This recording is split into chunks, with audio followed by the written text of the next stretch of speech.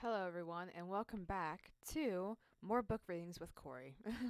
Sorry, it's been a while. I've been busy. I'm an essential worker, so almost all of my time is dedicated to working now, which is joyful. These people are like vultures; like they are taking things off the shelves faster than I can stock them, and it's really annoying. And I just been busy. So I have a little announcement before we get to reading. If you're into podcasts, I suggest typing in listennotes.com and looking up the podcast Flatline to Beatline. A few days ago, April 12th to be more exact, I did a interview with the podcaster Nightshade, and my episode is called On the Catwalk. So if you're into listening to podcasts, I did an interview on there, so that's cool. So without further ado, we'll be reading more of the Gods and Myths of Northern Europe. The sources of our knowledge. Northern heathenism, that is, the pre-Christian beliefs of the Germanic peoples and the Scandinavians, came to an end in the 11th century. There were two periods when it presented a threat to Europe. The first was at the time of the fall of Rome, when the Germanic tribes were overrunning the West, and the second was in the 9th and 10th centuries, when the Vikings were a great power and a menace to Christian civilization. In each case, Christianity triumphed, and the hostile bands of invaders were converted to the faith, since they themselves had no desire to make converts. They were at a serious disadvantage. It was only a matter of time before the new religion replaced the old.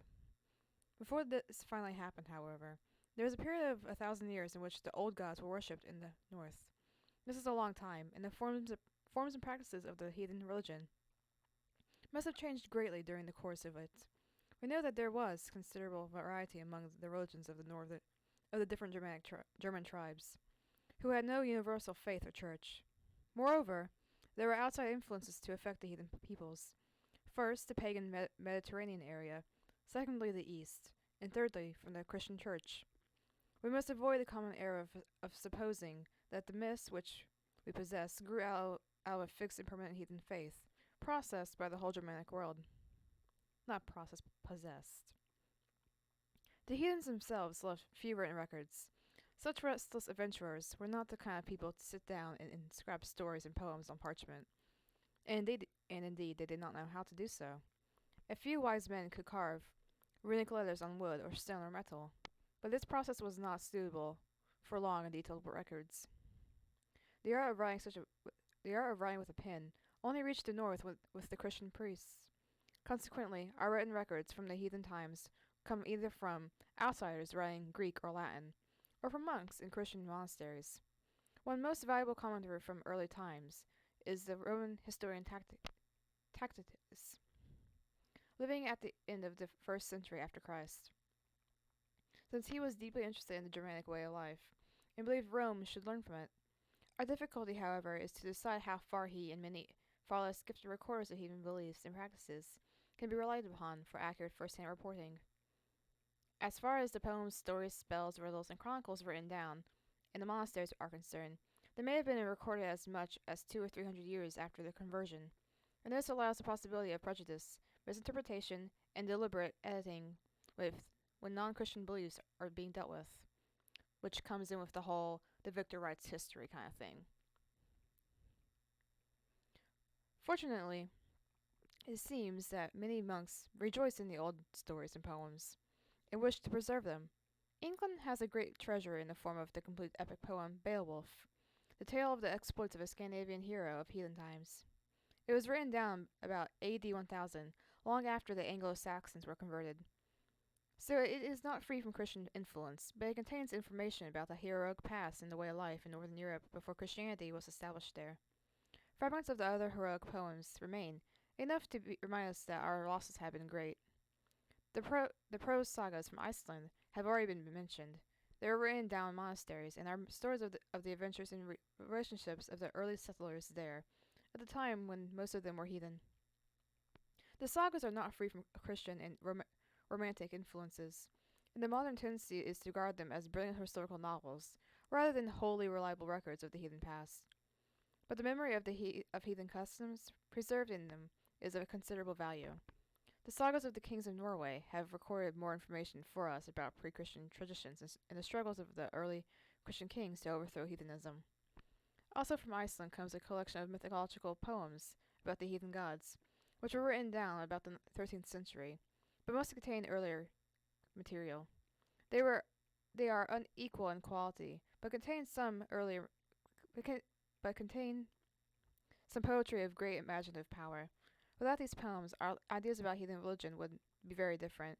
It is a sobering thought that they are nearly all from the same vellum book of 45 leaves, the Codex Regius, rescued by chance from an Icelandic farmhouse in the 17th century. One can only speculate how many other priceless books of this kind have vanished without a trace. The fact must be faced at the outset, then, that our written sources on the subject of northern heathenism are comparatively late, fragmentary, and of uncertain reliability. In Iliad's book, Patterns in Comparative Religions, he asks us to imagine a Buddhist scholar settling out to explore Christianity. He does so with only a few fragments of the Gospels, a Catholic breviary, various ornaments, Byzantine icons, Baroque statues of the saints, the vestments, perhaps of an Orthodox priest, but able, on the other hand, to study the religious life of some European village. This is a salutary exercise, because the evidence connected with the religion of the heathen North is something of this kind, except that we are at a severe disadvantage in that the life of the village not only exists in ancient records of varying reliability. In such a case, as Iliad imagines, the Buddhist would no doubt be struck by the wide divergence between the customs of the village and the material in the Gospels and Breviary. Should he conclude that the naive superstitions and inarticulate responses of the villagers were nearer to the essentials of the Christian religion than, say, the opening chapters of the St. John's Gospel? We know that he would be wrong. It is not that either is truer Christianity than the other, but that the Christian faith exists at many different levels in different societies, and in the minds of different men. We fall all too often in the same error when we approach one of the religions of the past. We must be prepared for the simple folk beliefs of the less sophisticated, to be found beside complex symbolism. The important thing is not to allow the crudity of the folk beliefs to blind us to the depth of importance of the symbolism. Crude and childish ideas about the heathen gods will certainly be found in the myths, either because these satisfied ignorant folk, or because the use of the symbols has been misunderstood by their quarter. But it does not follow all who worship these gods were crude and childish in their religious outlook. Indeed, the contention put forward in this book is what this was very far from the case. It should be known now by evidence. Oh God. It should be now evident that the study of the northern myths is neither simple nor straightforward. There are, however, more cheering factors to be taken into account. It would be fair to say that the student of early mythology today has a better chance of understanding it than at any previous period since interest in northern gods was first aroused in the 18th century. We have new evidence to draw on and new disciplines in which to work. One of the most important of these is archaeology, in which development has been rapid during the past 30 years. We are unlikely to discover fresh written records from the heathen period, but the emergence of a new ship burial or heathen temple is something which can happen at any time. Such discoveries can show us the way in which the people who worshipped the gods lived, the nature of their religious ceremonial, and how they treated their dead. Frina rites, in particular, can tell us much about the use of religious symbolism and what the worship of the gods meant to those who believed in them. A major archaeological discovery, like that of the Anglo-Saxon ship burial at Sutton Hoo, may cause us to revise many of our former ideas about religious practice and symbolism. Sacred places like Jelling in Denmark and Old Uppsala in Sweden have been excavated not long ago. As recently as 1962, the site of the first little Christian church in Greenland, set up by the wife of Eric the Red, was discovered. Indeed, archaeological evidence increases to an almost bewildering extent From England alone, the excavation of New Anglo-Saxon cemeteries of the pagan period and re-evaluation of records of earlier excavations are bringing to light fresh facts every year.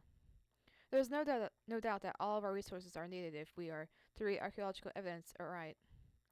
We want knowledge of the written records, the history of religions, and the use of symbolism, as well as the use of all valuable scientific methods for the preservation of finds.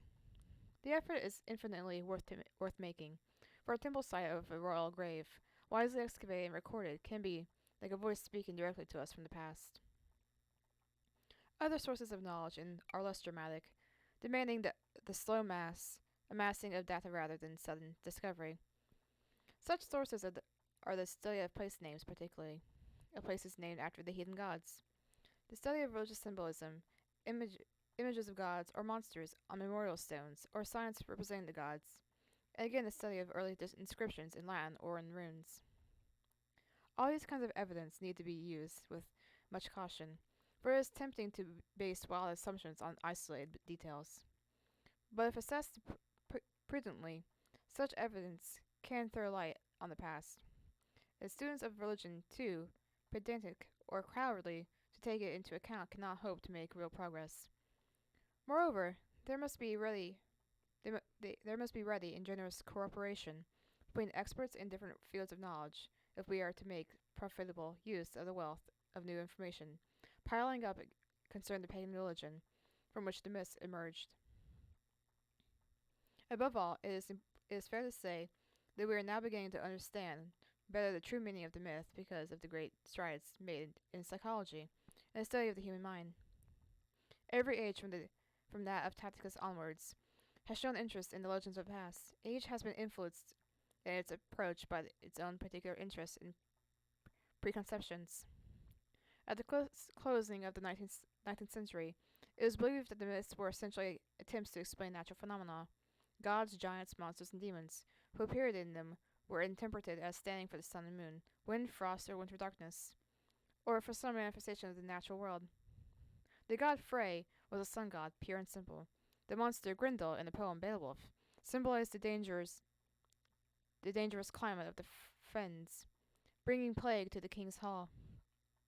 The capture of Arthur's queen, Guinevere, represented the triumph of the winter.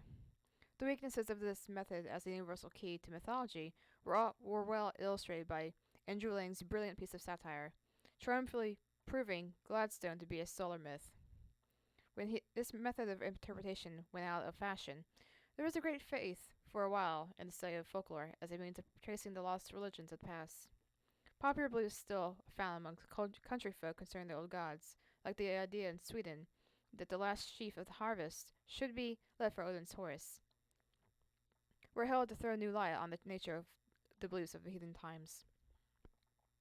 The limitations of this approach have been clearly revealed by Jan de Veers in two detailed studies of folk beliefs about Odin and Loki.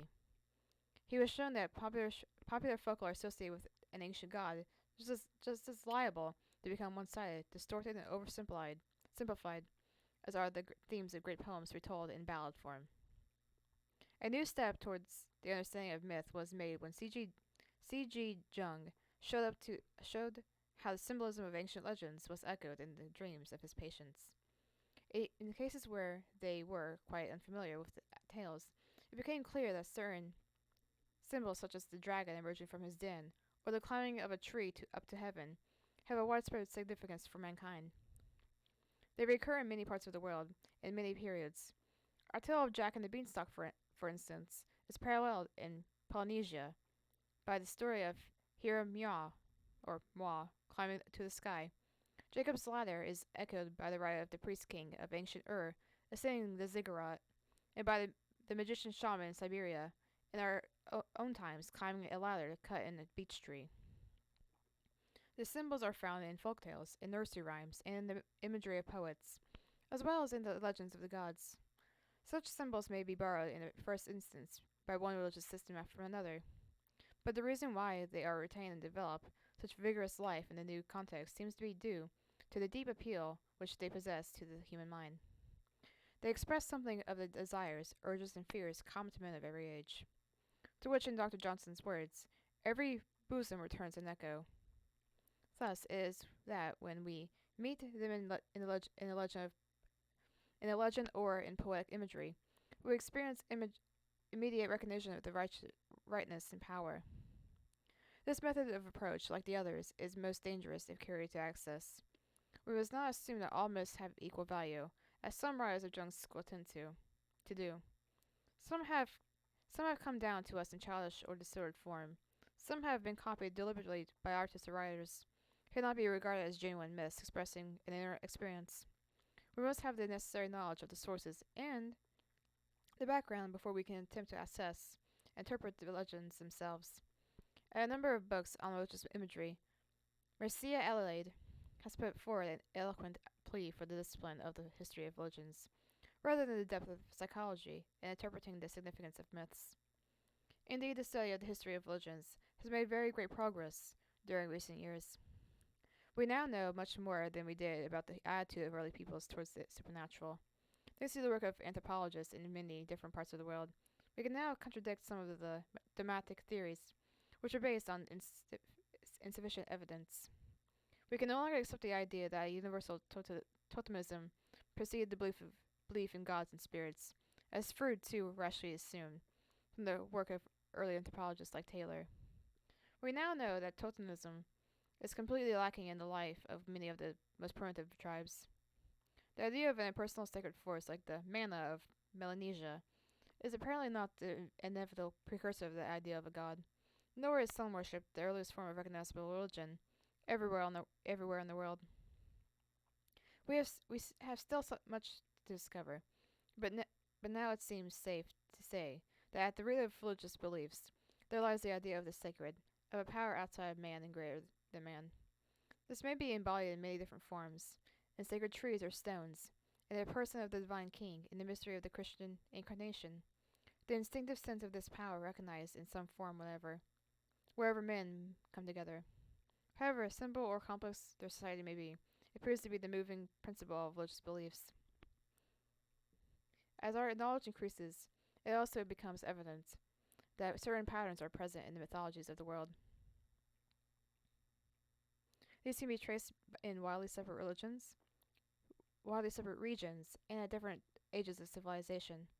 The idea of a sky god, of a distant father in heaven, is gradually emerging as one of the most widespread conceptions in early religion. The Australian Aborigines and many African tribes have such a sky tribe. The Chinese had an ancient sky god, of whom the emperor was the representative on earth, and the Greek Zeus and the Roman Jupiter appear to have developed out of such conception. In general, however, the sky god remained distant and remote from men's lives. Other manifestations of the divine became of more immediate importance, such as the worship of dead ancestors or of the totem animal of the tribe, or the deities associated with the earth. Besides the sky god exists the Earth Mother, the earth who gives birth to all, who gives men food and wealth, and who receives them back to herself when life is over. The earth as bride of the sky is one of the most universal motifs of world mythology. There are many myths of how these two were joined together, how they were separated by force when men were created. The great goddess of vegetation and harvest was the development of the Earth Mother. She became increasingly important as agriculture developed amongst men and flourished in the fertile Mediterranean lands, under such names as Isis, Demeter, and Cybele. Other divine figures have been emphasized in the work of different scholars. Fraser emphasized that of the dying god, the male deity linked with the Great Mother, who must perish as the world of nature declines in winter to be reborn, in the new life of spring. As Osiris or Tammuz, and under many other names, he was lamented throughout the ancient world, when his time came to perish in the seasonal round. And in spring he became a symbol of the new life emerging from the dead. In the theory occurring throughout his works, Dumzel has taught us to see other figures of widespread significance. The terrible sovereign, whose powers are due to magic, the sovereign lawgiver, and the warrior god. Thus Jupiter, at first a sky god, seems to have developed into the terrible sovereign. It remains to the same extent in opposition to the warrior Mars. This is so wide of a subject that to dwell on it further would be to defer the main purpose of this book. We have to consider that the kind of heritage which our forefathers have left us. We must decide on its nature before we attempt to see it in the light of other mythologies. It is necessary, however, to realize that such world patterns and religions exist. When we are studying the myths of our own race, there may be parallels in the myths of other peoples, which will help us to understand our own more clearly. The realization of this is perhaps the most exciting recent discovery in the history of religions. It helps us to see the myths of the past as man's attempt to embody his intuitive ideas about the human mind and its environment, to express truths dimly perceived, which have roots in his innermost being. Thus, the myths may lead us to discover more about our spiritual heritage, perhaps to realize some of the defects in the spiritual development of the modern world. The study of mythology need no longer be looked on as an escape from reality, through the fantasies of primitive peoples, but as a search for the deeper understanding of the human mind. In reaching out to explore the distant hills, where the gods dwell in the deeps, where the monsters are lurking, we perhaps are discovering the way home. Hope you enjoyed that. The next chapter will be The World of the Northern Gods, Part 1, the Prose Edda. And we will read that whenever we can. I'm not sure when I'll be able to do it next, but I'm going to be starting another video game playthrough. So I hope that's interesting to you guys. I hope you enjoyed this, and feel free to go by the podcast again. It's Flatline to Beatline on listennotes.com. And the name of my episode is On the Catwalk. Not my episode, but the episode I shut up on. Anyway, I was going to put a link in the description, but I was having issues doing that. So that's why I'm telling you now. And I'll see you in the next video.